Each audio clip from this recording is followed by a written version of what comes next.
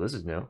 Hello, fellow gamers. As an avid Minecraft fan of about a decade, I decided it would be fun to set up a long-term world to make videos off of. Also, being a long-standing fan of Planner's lightly salted cashew halves and pieces, I named my world Cashew Time. In this adventure, I begin to tame the wilderness by exploring, building an impressive iron farm, and a villager breeder. Enjoy! Alright, I'm seeing... Oops, oh god. These are the coordinates of the first tree I ever broke. Regular plains. Love that. And a village! Ooh! Nope, mine. You are going nowhere, little guy. Little mining expedition. Gotta get some iron, you know. But now we're getting somewhere. First hour, I think? I'm gonna scout out the area just a little bit better. I would love to see what I've got to work with. There's a lot of space over here. I like that. Okay, I'm seeing some iron farm potential over here. We got like an ocean side. Oh, hey, little guy. Okay, where are we gonna build stuff? So I'm planning on making a bridge out here so I can make like an iron farm over the water. I want to make sure I wouldn't be running into any like ocean monuments or whatever. It looks like we're fine. Want it to be pretty far out there, really. Yeah, so it's like 80 blocks across. That's definitely enough. And we're gonna build the iron farm somewhere along this. We're gonna need a bunch of stone too. I'm gonna start cooking that. Get in the boat. You stay right there. Hey, hello. Hello. How are you? What's going on? Would you like to assist us in building a wither rose farm? No. Building an iron farm. You just started, Yeah, I can't fucking log in because it's like Microsoft account. Meow. Actually, it's not. Legal reasons you can't testify against your spouse. Wait, you saw that in Better Call Saul? No. No, you did. Don't lie to me. No, That's I learned exactly it- no. that is exactly what they did in season Grayson, 5, Grayson. episode 5. Analogous, not related, buddy. Maybe learn the difference. Maybe learn to get some bitches, Mason. Maybe learn to shut the fuck up. Okay, how about that? Maybe learn to log into your own Minecraft server. You guys seem to be struggling with Shut that. up! Consider crying. That has rubbed off on me so well. That's one of my favorite phrases to say to people now. That mindset, dude. Yeah. Literally a minor. Yeah, crying. True. Consider crying. Oh my god, wait. I have cake. It's on itch.io. It is? I don't know what that is. Like but for okay. free? Oh, it's $1 on itch.io. Aw. Woo! Women want me, fish fear me. You're running from motherfuckers. Diamonds! While you're First on the ones, bike. let's go. I'm going to leave you to your lonesome. Alright, goodbye. So now, after all that mining, I got some cool resources, but I've also got everything I need to build the iron farm. No, be careful, be careful. Are we actually gonna do it? We actually got them in! Good morning, gamers. How you doing? It's me, your boy Waddles. First lava.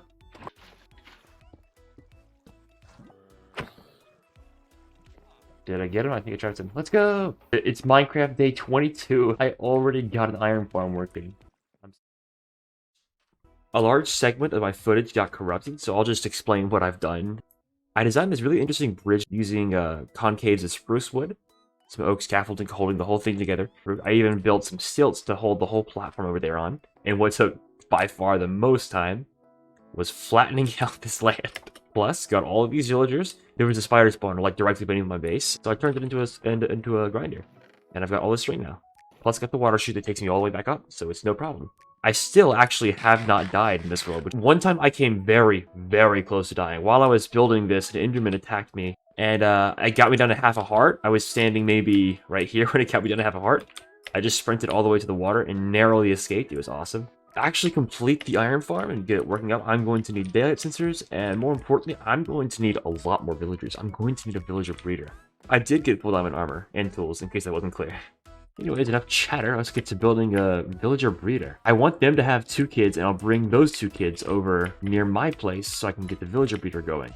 Make that child. Make that child. Alright, we just take this unlucky fella all the way there. This little guy is going to see horrors beyond human comprehension. Where do I want the villager breeder to actually go? Somewhere simple, accessible. How about we extend the platform that way, maybe? And have the villager breeder on, like, the peninsula? Yeah, I'm gonna start working towards that goal. Okay, I want to start doing some just a little bit of terraforming to see how everything would look. Based on what little I've done here, I think I can make this terraforming look natural. I think I can do it. Okay, so I've been working on this for a while.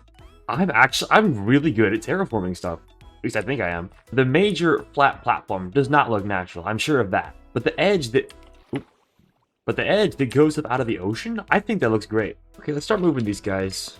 Hey guys, Zenji here, and welcome back to another tutorial on the channel. Okay, we got this awkward looking box set up. Now let's just get those guys in here. There's one. Get in the pit with your buddy. Come on. Why? Why are you resisting so hard? You're so stupid. No! Stop! Let's see if it actually works. Oh, it's working. Make the kid.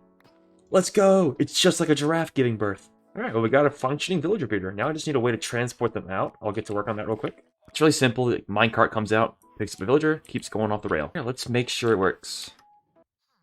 And it doesn't. Okay. How about now? Ooh, I have an idea. I put water here. It should shove them to that, and they're moving now. That's, Why is it stopping? If this grabs the villager, then we know we succeeded. Let's go!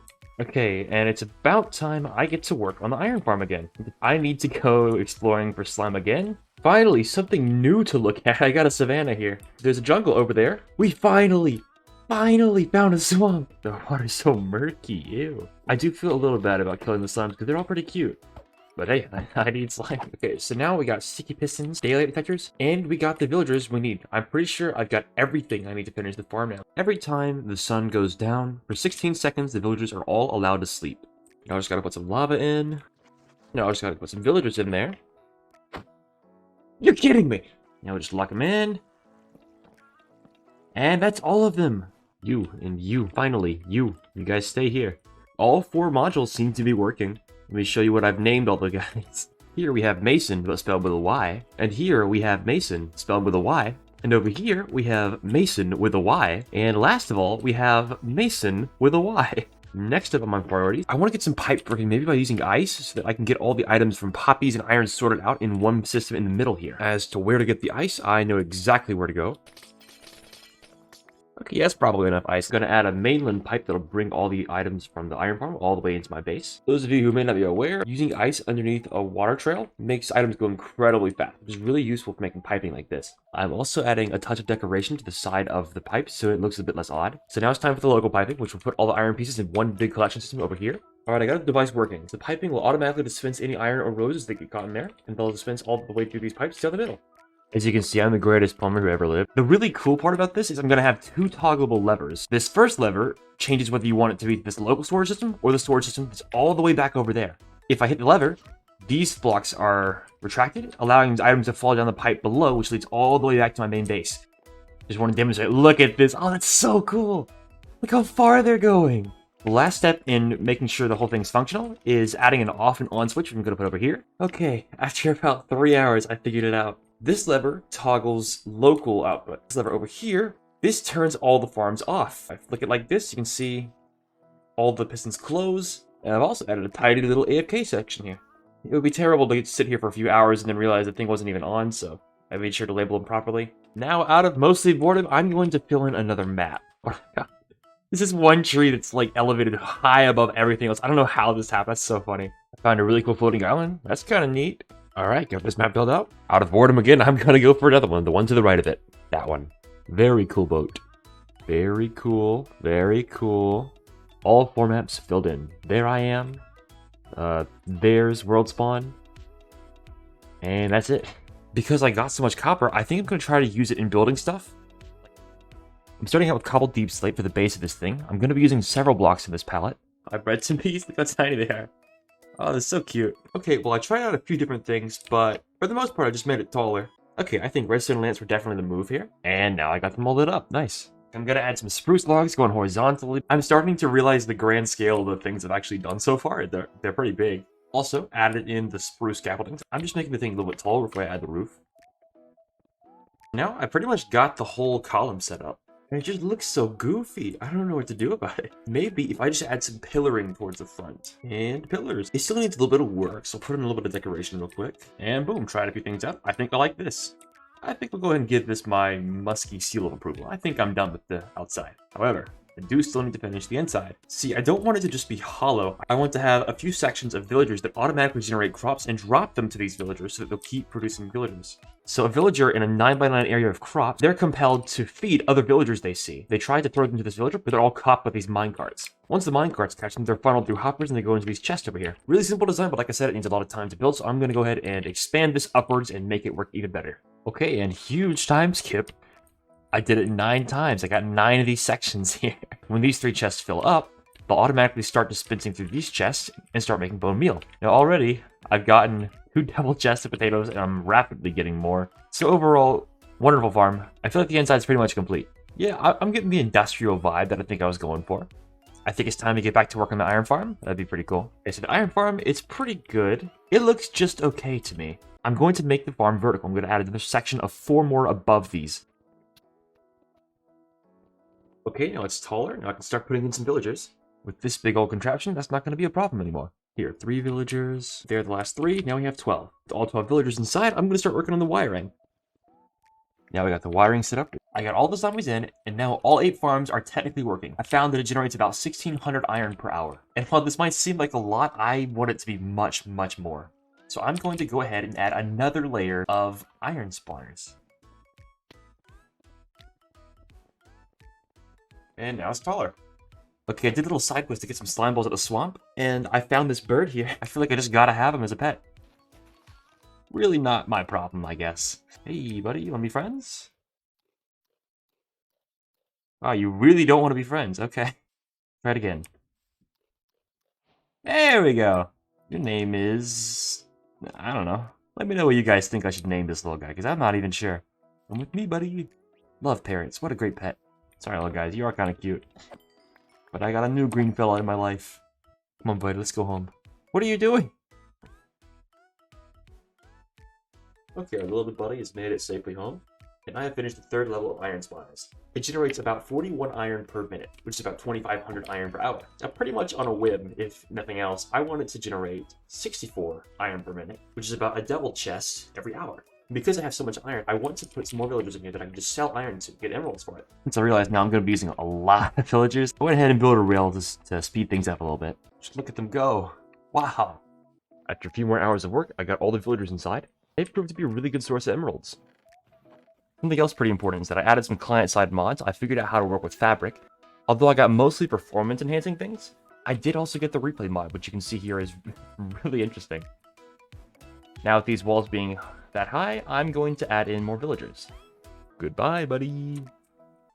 I made the rail system vertical, and it's a tremendous help. I don't have to get them corralled up the stairs anymore. It is such a relief.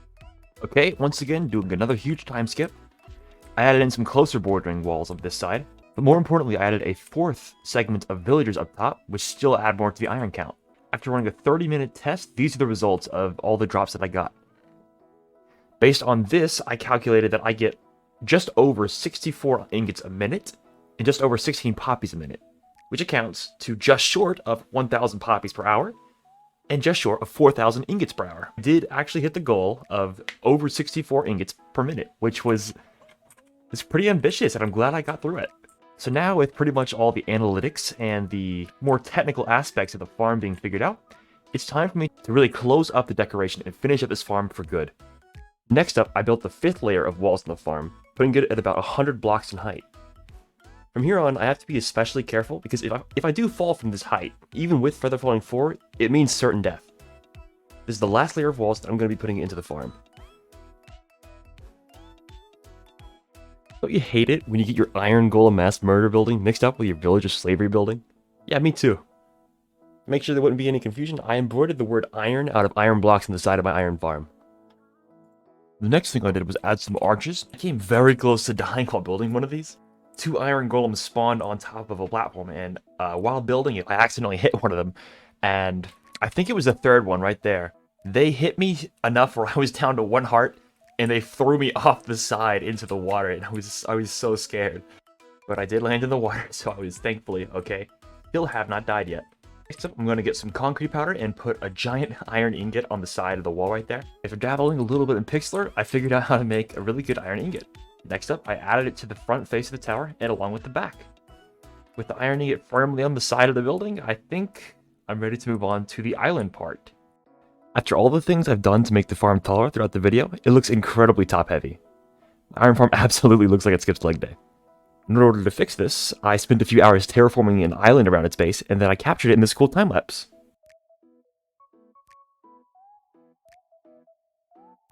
To make the island look more lively and green, I used a small moss farm to cover it with moss carpet, and thus prevented any unwanted iron golems or mobs from spawning here. I also added a nice nether portal in the back to make it easier to get to the farm. Soon after that, I got to work on the roof of the place. I decided I wanted to go with a flat top mixed with a dome. And as we're getting close to the end of the project, I'd just like to say that if you got this far into the video, you definitely should like and subscribe. Both are completely free. Anyways, enjoy the final time-lapse of the video.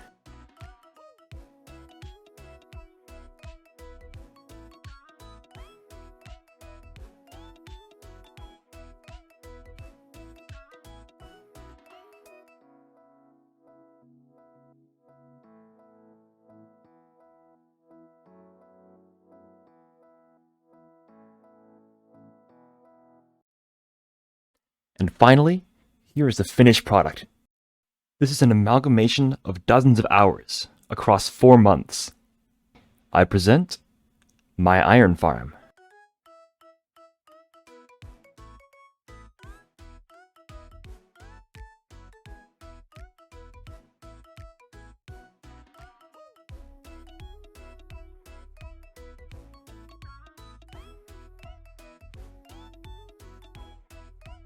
Thanks for watching. Leave a comment of what farm or project you think I should work on next. Stay tuned for the next video, which will inevitably release in a few months, in which I explore the new Deep Dark biome and more.